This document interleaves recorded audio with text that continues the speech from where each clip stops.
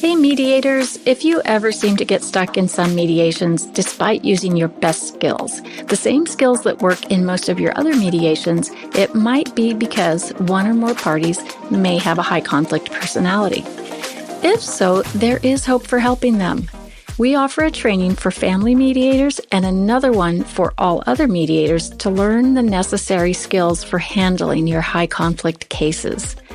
Bill Eddy's settlement rates increased from around 75% in high conflict cases to above 90% using the new Ways for Mediation model he created. These trainings are a combination of on-demand, which you can watch 24/7, and Zoom training directly with Bill. You'll find the link for this in the show notes below. Sign up at highconflictinstitute.com/upcoming-courses. Email us at info@highconflictinstitute.com or just send us a message through our socials.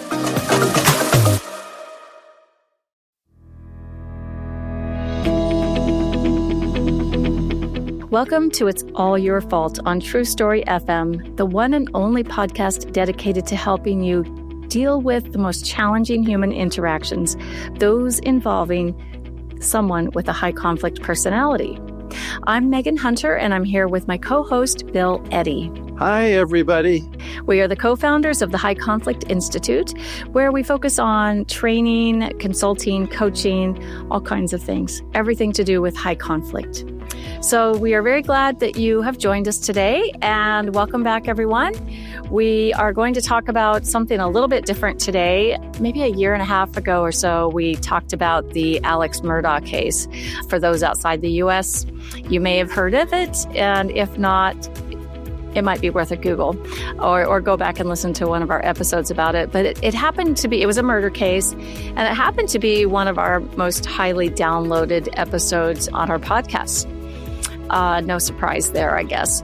So now we're going to shift into talking about the Lori Vallow Daybell double murder, actually quadruple murder, several different trials.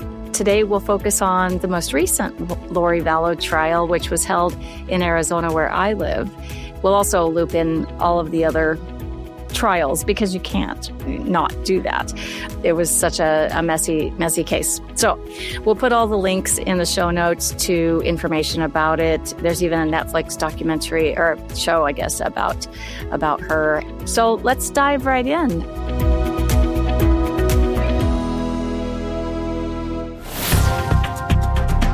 So, Bill, I know it was kind of newer to you. I track true crime, and you're not such a tracker of true crime, so I know you had to do a little bit of research.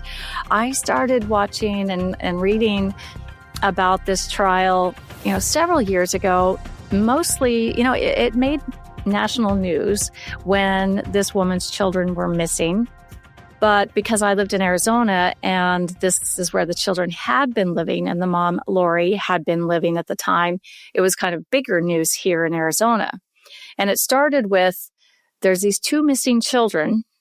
No one can find them. Their grandmother was calling law enforcement and anyone she could find, basically, to try to track down the grandchildren who were, I think, ages 7 and 16 or so at the time.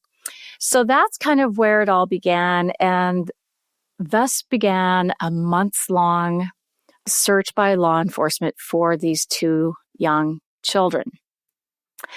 Ultimately, it was very extraordinarily sad news, and the children were not found alive, unfortunately.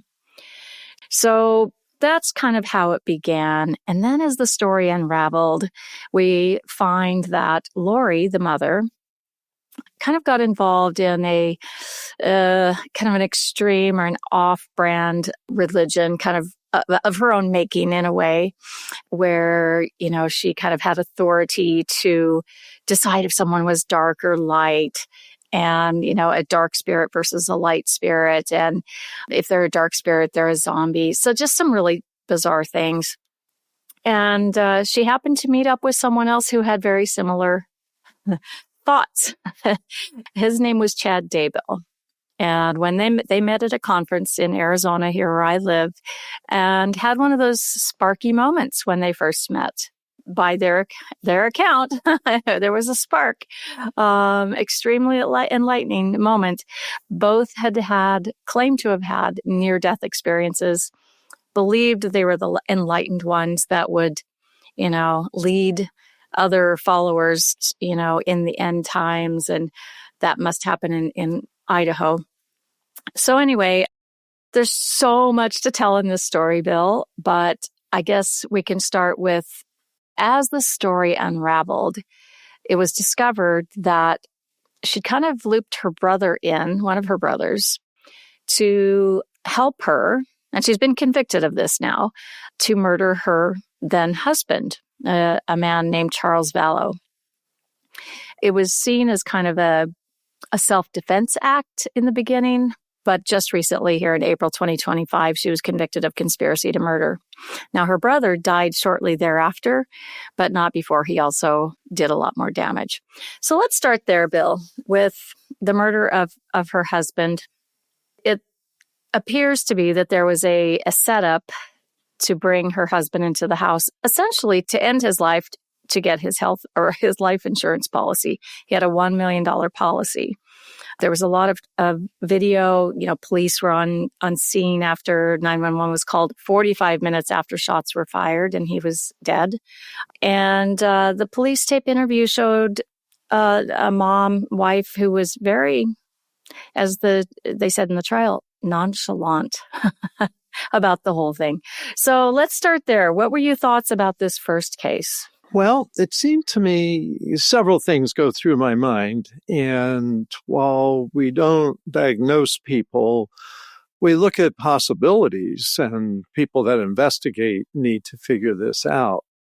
But some of those behaviors are associated typically with a sociopath or someone with an antisocial personality, which is really characterized by a lack of empathy and a lack of remorse, and a willingness, first of all, to be highly aggressive, a willingness to hurt other people, not necessarily on purpose sometimes, but sometimes on purpose. And I mentioned sociopath, also antisocial, but there's a third term that all of these kind of overlap, and that's psychopath or psychopathology. And those are all strong considerations. There's another thing that comes up that people look at when people think other people are zombies and other things like that. We think of delusions, that someone's having delusions. And of course, delusions are most commonly associated with schizophrenia.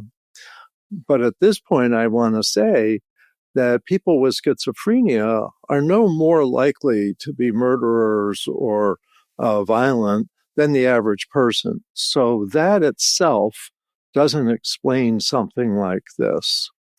Whereas antisocial personality disorder is characterized as more aggressive, more violent. I was reading a study recently about more domestic violence from people with antisocial personalities.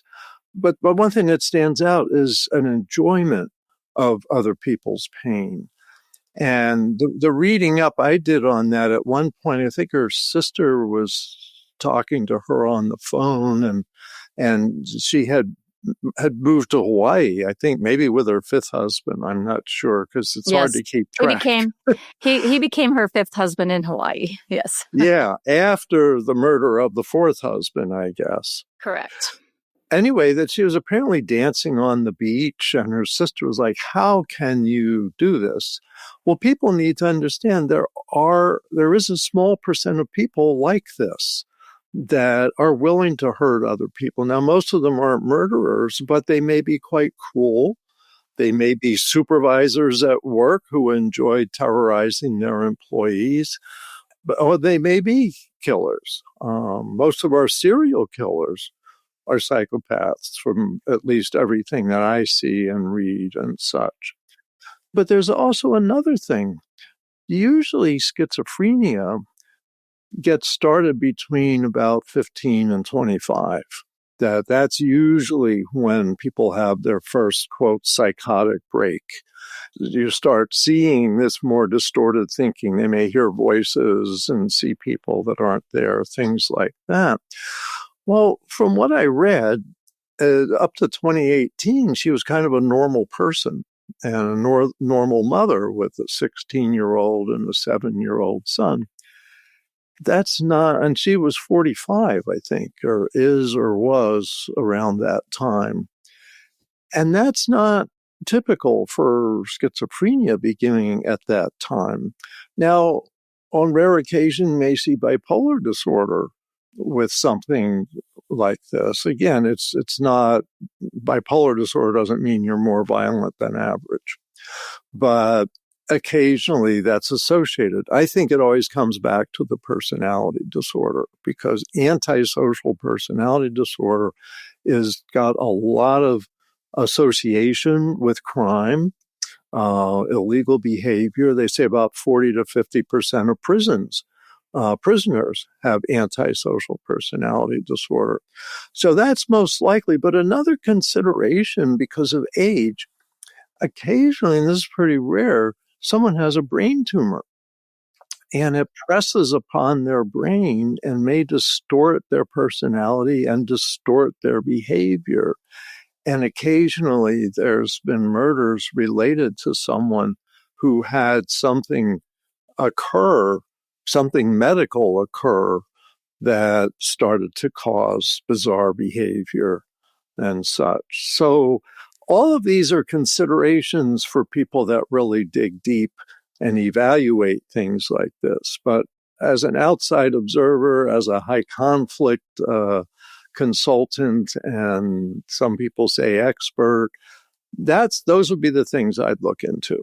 So the brain tumor piece made me think about, she has another child, Colby, and I'd love to get him on the podcast here. Maybe we will. He was older than the two younger children. Tylee, the teenage girl, and JJ was the younger boy. And Colby was a little bit older. Now, I've been watching these trials for a couple of years now. I'm not surprised. You're not surprised. And I watch other podcasts like The Lawyer, and East Idaho News, because they've been following these and they break things down.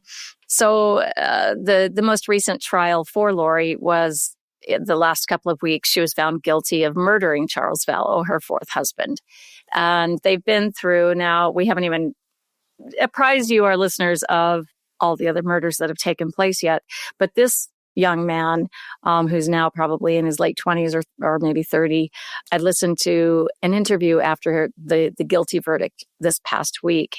He's devastated. He's been devastated for several years now, but there was like a new realization of devastation for him. And that was that all of a sudden it made sense why his mom was not really there for him and didn't provide empathy. These are my words. When he was a child and he would cry, right? It sounded to me like when he needed his mom, she wasn't there for him. But if we looked back out over a longer history, I think we might see that this had been there. Although her other brother, her still living brother, who was not a part of any of this and was very skeptical of this for a long time, he thought they had a pretty normal childhood. Her mom and sister thought, had an interview several years ago saying there's just no way on planet Earth that she ever did this thing. So this thing, I'll go on to explain here. The murder of the first husband happened in July, I think 2019. And she moved then up to Idaho within about a month and a half and kind of didn't tell anyone where she was going. She took the kids, went to Idaho. Well, it turns out that's where Chad Daybell, the man she'd met who became her fifth husband later that year, where he lived. So next thing you know, his wife dies in Idaho.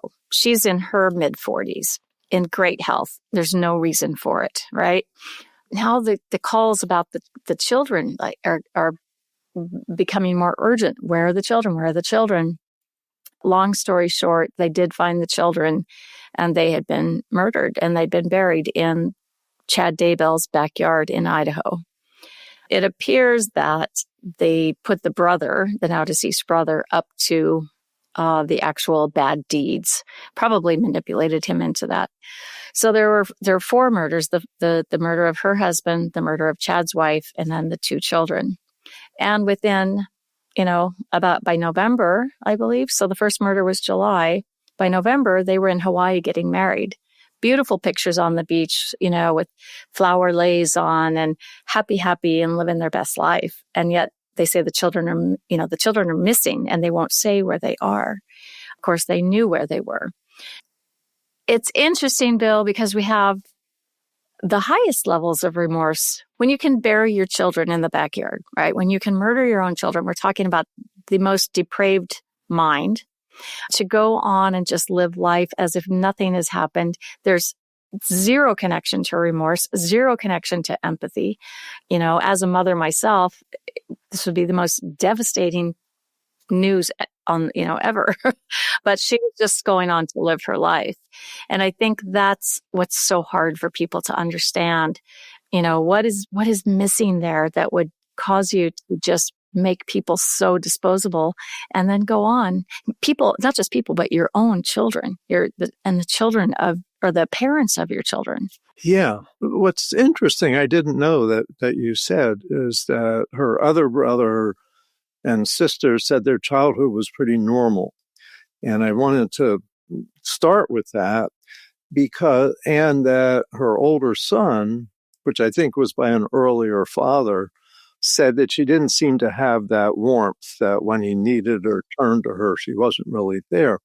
So the thing that people should know about antisocial personality disorder, and I'm going to say sociopath and antisocial are pretty equivalent, and about 4% of adults around the world. And there was a big study that came up with that in the U.S. like 20 some years ago with looking at percentages of personalities. But the thing that's important to know here, of the 10 personality disorders studied in the Diagnostic Manual for Mental Health Professionals, this is the one that seems to be most connected to genetics. So that it could be she's in a family of 3 or 4 kids, and that her genetic tendencies had these antisocial traits built in from birth. Could be. It's helpful to understand, especially helpful for parents if they have like 3 or 4 kids and one is so extreme, is to know this isn't necessarily anything about your parenting skills. This is the roll of the dice. And we all, as human beings, have these kind of genetic tendencies floating around and showing up in different families, and understanding, traditionally mental health professionals and therapists, and I was trained in the 1980s, have always thought early childhoods where things get off track. A child is abused, they grow up and they're abusive, things like that. But I think more recently that people studying especially personality disorders talk about that really a lot more may be genetic tendencies.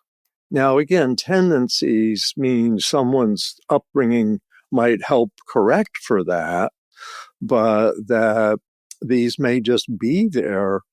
And this lack of empathy, lack of remorse is one of the things I think that stands out in parenting, that kids say, I just could never really get that from my parent.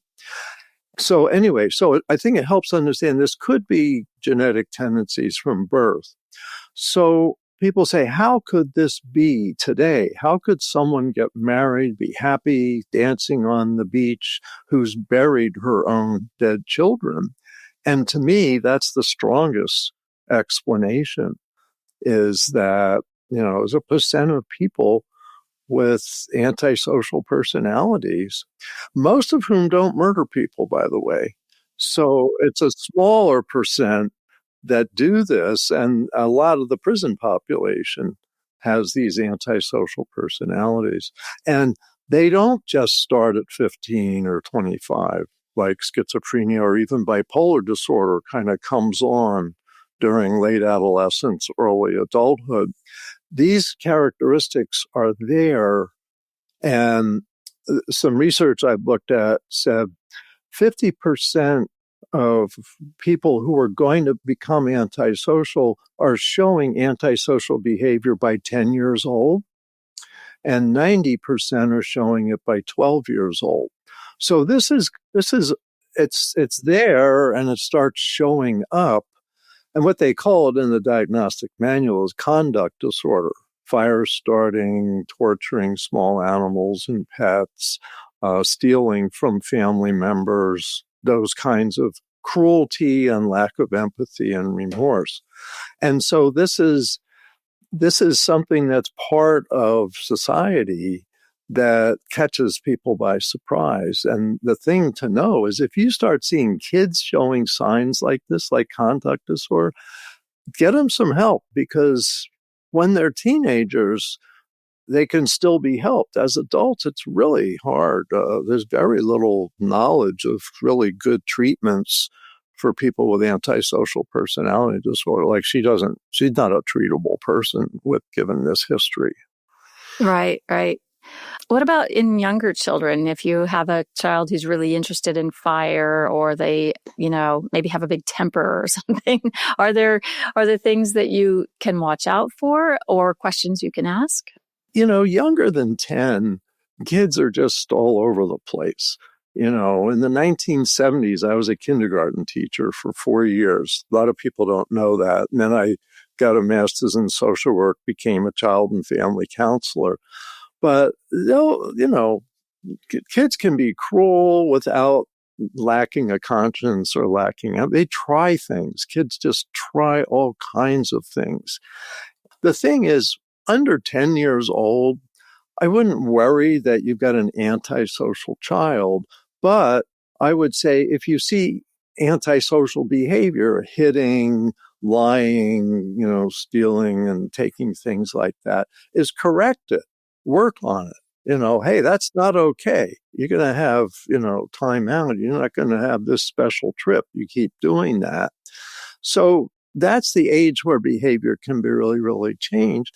And I actually do know of someone who probably was on that antisocial personality path by age 9, who basically got raised by some really wonderful people and made his life work today by kind of reining in those tendencies, got in some trouble around 20, and then really turned things around, has been on a good path into the 30s.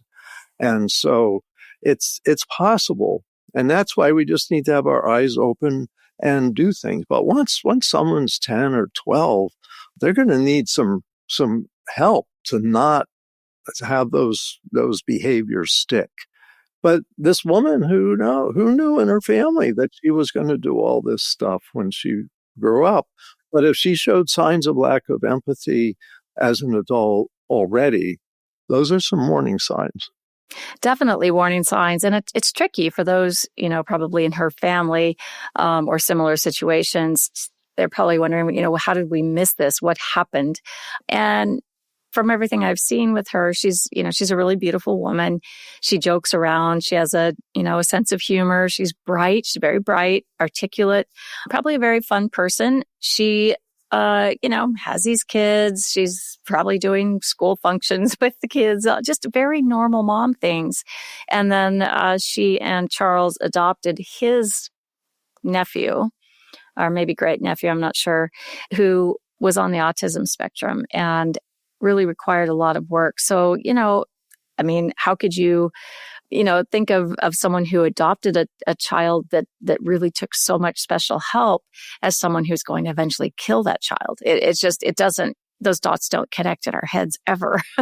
So, lots of sadness. And one of her prior husbands had passed away too. And, people are kind of suspicious about that at this point as well.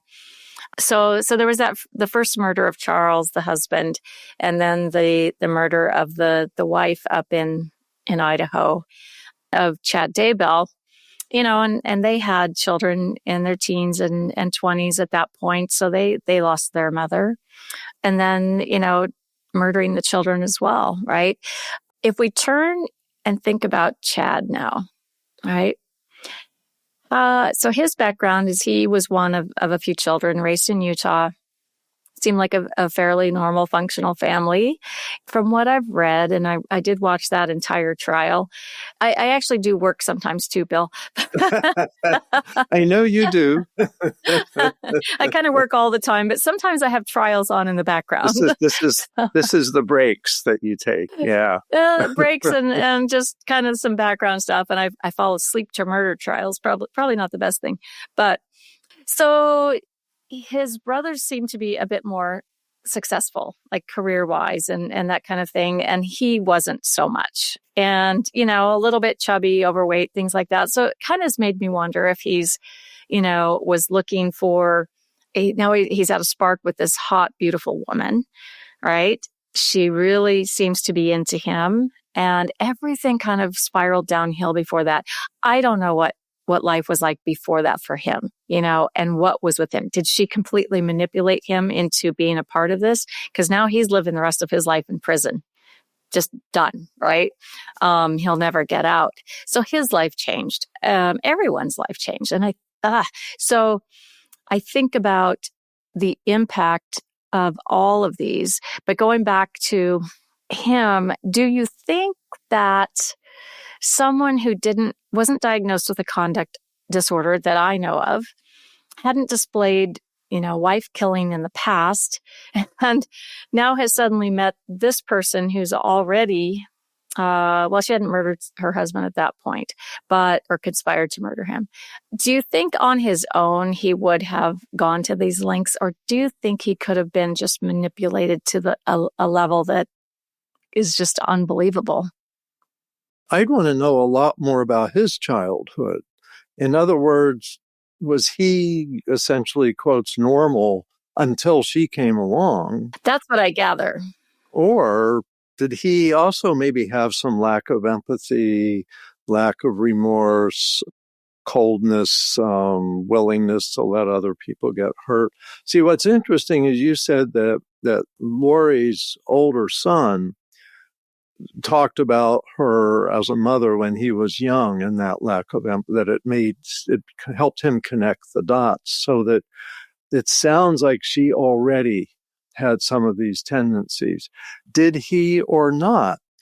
Now, here's another twist to add to all of this, is some people really have dependent personalities or codependent personalities. They really focus on another person and in many ways allow themselves to be bossed around. The personalities that we think of as high conflict personalities often end up in relationships with people with some codependent traits, and not necessarily a dependent personality disorder, but kind of a willingness to help. A lot of us have that, social workers, nurses, all of that. But some people have that more extreme and are more easily manipulated. So the question is, possibly, was he really kind of a codependent person who went along with this horrible thing of killing his wife? And I want to suggest there's some belief that, if you remember the high school murders, the first ones, so Littleton, Colorado. Mm-hmm. Columbine, yeah. There's some theory there that the one boy may have been antisocial already, and that the other had this kind of codependent relationship with him and really kind of was bossed into doing this thing with him. And there are other people like that. You think of Charlie Manchin's young women who he so captivated them that they, with no history of crime, let alone murder, followed his, commands, and may have had kind of one of these more easily shaped codependent personalities. So the fit with these extreme personalities and others is something to also examine and look at. Or on the other hand, maybe he already had antisocial tendencies. So I don't know. And these are the things to look at. Yeah. Yeah. And we may, we probably will never know. I just kind of looked at it as, this guy who suddenly found himself in the cool club. He'd had just kind of an ordinary life. I mean, looked to be from the outside to be a wonderful family life, family man, lovely wife. She was a teacher, lovely kids, just really ordinary, regular people. And then suddenly he's now he's enlightened. He's had the near-death experience. So I think that's maybe a clue, right? To now think that I'm so special, that I'm the appointed one by God after having these near-death experiences, to come back to earth and lead the 144,000 into the promised land or something like that. And Lori is thinking this of herself as well. So the two of them together, Chad would direct the dark spirit and the numbering system of them. And if you look at the pattern, it's someone's a light spirit until they do something we don't like, or that makes us look like we're going to be bad. Or we decide who's a dark spirit and what your number is. So he became this very all-powerful, special being, and seemed to manipulate members of his own family to get them to go, move to Idaho, where he already had some family. And I don't know, this is my own thinking, not anything I've heard, but that perhaps he was trying to manipulate family members in Idaho to get their land for this special 144,000 or something like that. So I guess that kind of sticks in my mind, that saw himself as enlightened and Lori as enlightened. And so they could choose to take other people's lives. That's what's tragic. All of it's tragic. And now to go for the mom, what she's turned this into is, I know where my children are. They're happy. They let me know they're happy.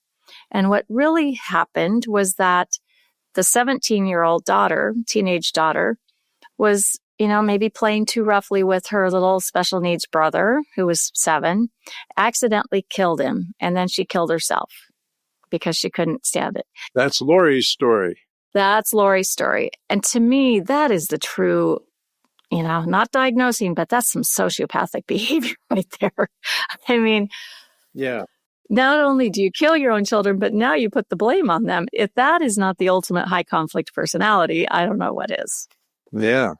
Yeah. Well, preoccupied with blaming others. And this is an extreme case of that. I did read somewhere that she died first, so she couldn't have killed him. And this may be a story that Lori's just distorted so completely. What's interesting, when I've had family court divorce cases with someone who I think has antisocial traits and such, and I've represented their former partner, and they just, the antisocial person just lies constantly. And I've asked my clients, do you think that she believes her lies? And I remember one client said, I don't think she did at the beginning, but I think she believes them now, that they repeat them to themselves so much. And with antisocial personalities, the truth isn't really an issue. It's what works. And so there's like you like to say, there's a different operating system. It really is like the wiring got turned around. That's how they function. So, my guess is if she has any tiny bit of remorse, that this story is how she justifies to herself that she didn't do anything. My guess is that she totally knows, and that it's just part of her lack of any empathy or remorse, and that she's probably where she needs to be so that no one else gets hurt. Yeah. Yeah. And now she sees herself as the great heroine of the prison system and all the women that have been abused. And, she's going to help them all. And she's happy to be there. I left out one other possibility here, and that's the narcissism. And what you're talking about now was the narcissism. And often in these extreme cases, it occurs with the antisocial personality. But the narcissism, I'm so special, and I'm going to organize I'm going to help all the women in the prison because I'm so special. That combination, they call it malignant narcissism, is just really powerful and dangerous. And not everybody with that murders people. Not everybody with that ends up in prison. But this personality does exist, and there's thousands of people like this. So people just need to know this is an odd, fairly rare, but not impossible personality that may enter somebody's life at some point. Yeah. And I was thinking about narcissism too, in that she, instead of choosing to have an attorney represent her in this latest trial, because she's had one for the children and one now for Charles Vallow, she still has one to go, that she represented herself. And I watched the trial, and I watched, I could hardly wait till she was up at the stand interviewing, witnesses for the state, because, she could sound somewhat credible, and she sounded, like she'd done some homework and some research, but then you go listen to someone who actually knows what they're doing as a lawyer in a murder trial, and, she missed so many things. But what it made me think about is, that's a fair level of narcissism there, that I can do a better job representing myself than a trained lawyer with years of experience could do representing me. And I listened to a post-trial interview of her in prison, after the guilty verdict. And, they asked if she would change that. And she said, no. I'd do it all again. So, I know better. I'm smarter. I'm having a good time basically on earth here, because when I go to heaven, I know what my job is there. I know what my job is here. And this is my job, to be in the prisons and help people. So I think when people think of delusional people, we want to think of them as like out, on the streets and just looking crazy, right? Looking delusional and talking about aliens and all that. But this is a different kind of thing. And it's almost like you said, there's like a fill-in of that puts a shield up so they don't have to, I guess they never feel that remorse, and they never connect those dots, and whatever story they start in their head, it just stays, and that becomes the truth. So it's very sad, but I guess kind of in wrapping this up, and again, we're not diagnosing anyone, but obviously this is about as dysfunctional and disordered as you get. It is as disordered as you get. Our wish is for her surviving family, her son and her siblings, and I think both of her parents are still alive, and just those who were taken in by her and became negative advocates in a way. They succumbed to the charm. Our hope is that there's a lot of healing. Yeah. And it's not their fault. Right. That's the thing. It's really, that's the benefit of understanding the genetic tendencies that seem to be involved in these cases. It's not that you shouldn't have yelled at your child when they were 4 or made them have a timeout. That's not what causes this. Right. And for Colby, her son, who's still living, I saw this as kind of this final verdict as maybe another chapter in his healing journey, but I think it was a pretty big one for him to just realize his childhood was normal to him, because what you have is what's normal. And then to realize, just kind of have that come at you all in one day, and you realize that wasn't normal. That can start a whole healing process and a grieving process. And so I'm sure he's getting lots of advice from a lot of people, and hopefully a lot of help and prayers and support. So we'll do the same.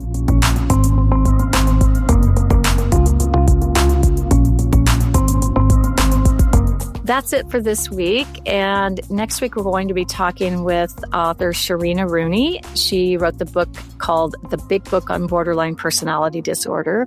And she's just fantastic. And I think you'll really enjoy listening to her. We're going to go into an in-depth discussion on a lot of things to do with BPD. So in the meantime, send your questions to podcast@highconflictinstitute.com or submit them to highconflictinstitute.com/podcast. Until next time, keep learning, keep practicing the skills, and be kind to yourself and other while we try to keep the conflict small and find the missing piece. It's All Your Fault is a production of True Story FM. Engineering by Andy Nelson. Music by Wolf Samuels, John Coggins, and Ziv Moran. Find the show notes, and transcripts at truestory.fm or highconflictinstitute.com/podcast. If your podcast app allows ratings and reviews, please consider doing that for our show.